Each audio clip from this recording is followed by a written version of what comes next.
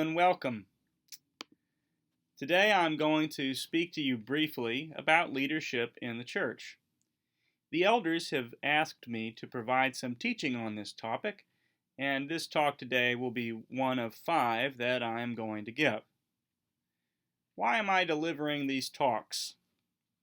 There are a few reasons. First, our church needs more elders and more deacons. Currently, we have 2 full-time elders, John Moore and Kip Thornton. Tom Hawkins, our 3rd elder, will be on sabbatical until October of 2021. We also have 1 deacon, John Kessler. With the current number of people in leadership, we have managed to survive this far into 2020, which is no small accomplishment given the great difficulties that we've faced this year. But in the coming year, in 2021, we'll need to do more than survive.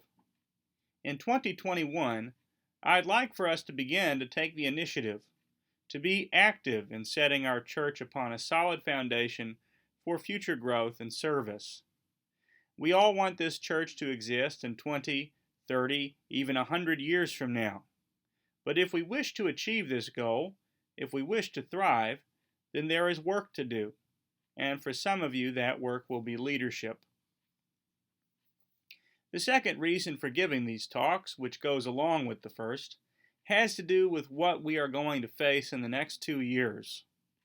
The pandemic has created an entirely new situation. It has created widespread changes which none of us could have predicted and to which we are still adjusting. There is also a need for adjustment in the church.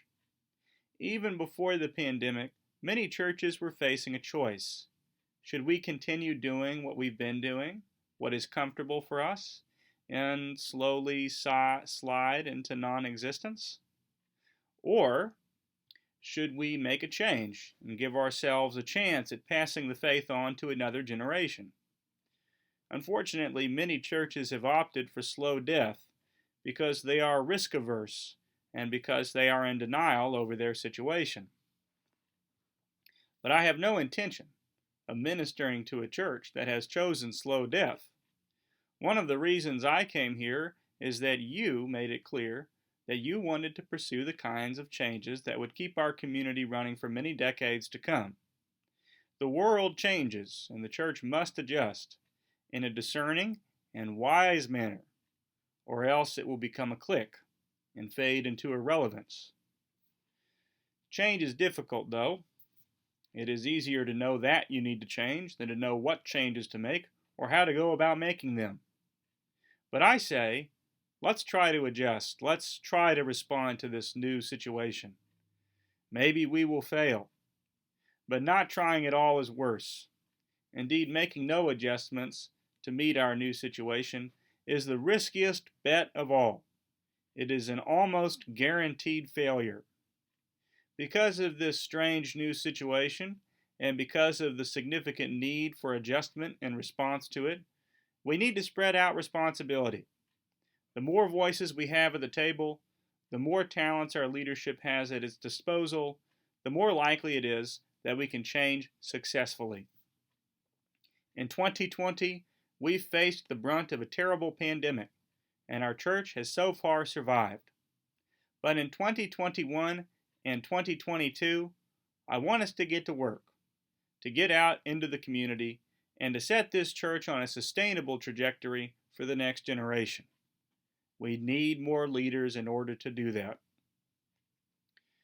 Last of all, I'm giving these talks because I want us to go back and see what Scripture has to say about church leadership, and let that guide what we do.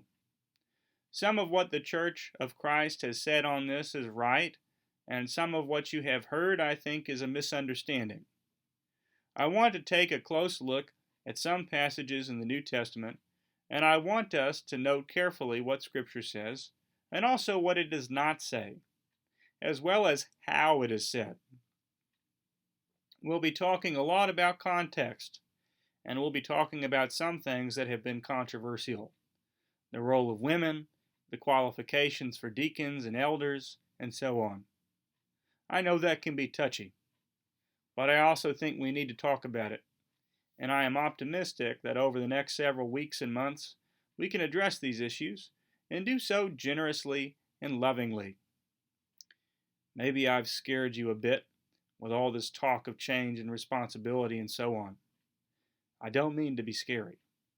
I just mean to be honest. I want us to face our situation squarely. Some of what I will say over the next several talks may make you feel the slightest bit of anxiety. Some of it may make you feel uncomfortable. Feelings, I think, are a big deal when we talk about things like church leadership. Some of these issues are very sensitive, and it is important for us to pay close attention to how we feel and to be honest about our feelings. We have feelings for a reason. Feelings can indicate what matters to us. Feelings can help us remember what's right and what's wrong. Feelings are important, but feelings are not infallible. Sometimes we feel that something is right when it is actually wrong, or we can feel that something is wrong when it is actually right.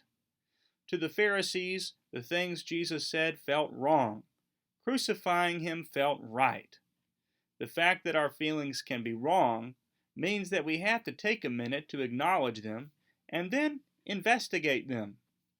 Why do I feel this way? Should I feel this way? Do I have reasons to feel this way? As I said, some of this material may make you feel uncomfortable. But then again, if you read scriptures closely, with an openness to being changed, then sometimes Scripture will make you feel that way. So feelings are relevant, they are important, but they cannot be the last word. Here is a quick overview of what I'll be saying in the next 4 talks. In talk number 2, the next one, I'll mention the New Testament passages we'll be covering, and then I'll say a bit about the cultural context in which they were written. In the 3rd talk, I'll cover what the New Testament says about deacons. In the 4th, we'll go over elders. In the last talk, I'll provide a concluding summary and then tell you what I think we can and should do with this understanding. We'll be making some decisions together over the next year, and good decisions are made on the basis of common understanding. The goal of these talks is to provide a first word in a conversation toward building a common understanding. The second and third words are up to you. I hope you will talk to each other, and I hope you'll talk to me and the elders about the matters I'll be discussing in these talks. This conversation will also be conducted within an advisory committee that will begin meeting in 2021.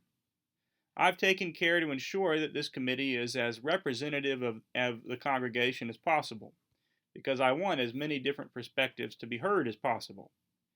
Transitioning is difficult, and the more voices we have at the table, the more solutions we'll be able to see.